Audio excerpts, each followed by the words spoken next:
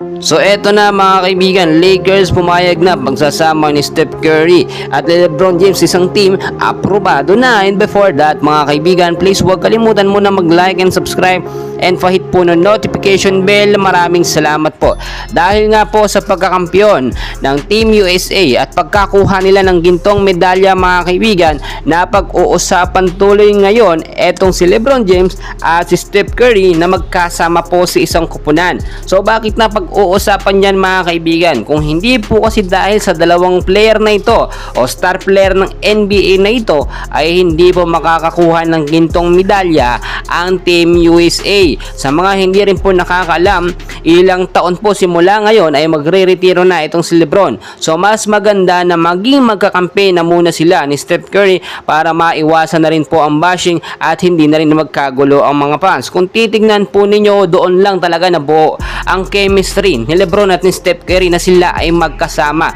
Napakaganda nung pinakita nila, especially nung laban sa France, doon nga po sa fourth quarter, which is nagiging very effective at nagiging hype si Steph Curry. Yung mga 3-point shot niya po talaga ay hindi pumapalya. Ganun din ang offense at defense nitong si LeBron James, no, ay talagang binabali, wala, tinadaan-daanan niya lang ang 7-footer height ni Victor Wembanyama mga kaibigan.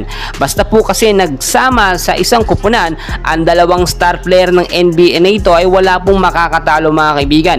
Ang tanong naman ngayon, saang kupunan or team sila posibleng magkasama? Ay na rin po sa ating mga nakuhang mga source, no, pinagkakatiwalaang source, ay posibleng sa Lakers po sila magkasama. Bakit sa Lakers at hindi po sa Golden State Warrior? Alam naman natin mga kaibigan na ang Lakers ay mas may authority po, no, na magkumuha ng mga players sa labas mga kaibigan, especially hindi talaga nila never nila pakakawalan po itong si LeBron James. Samantalang si Steph Curry naman ay posible pwedeng mag-adjust, depende na rin po sa magiging desisyon, no, kung sakaling payagan ito ng Golden State Warriors, automatically kukuhanin po ito at bibigyan ng malaking offer ng kupunan po ng Lakers mga kaibigan.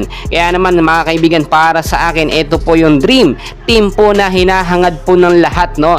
Alam naman natin noon pa man si Steph Curry nakakatanggap na po yan ng milyong offer sa iba't ibang mga team, pero hindi po niya yan kinukuha, no. Pero nang masubukan yung kanilang tandem ni LeBron, no, doon nga po sa laban kontra sa France, ay nakita natin may kakaibang mangyayari at mas lalakas ang kupunan ng Lakers. At kung sakali po talagang mapasama doon si Steph Curry mga kaibigan, sigurado na naman ang kampyonado ngayong conference or ngayong season na ito ng NBA. Well mga kaibigan, dahil pangaganapan in place, huwag kalimutan naman mag-like and subscribe bilang suporta po sa ating channel. Maraming salamat.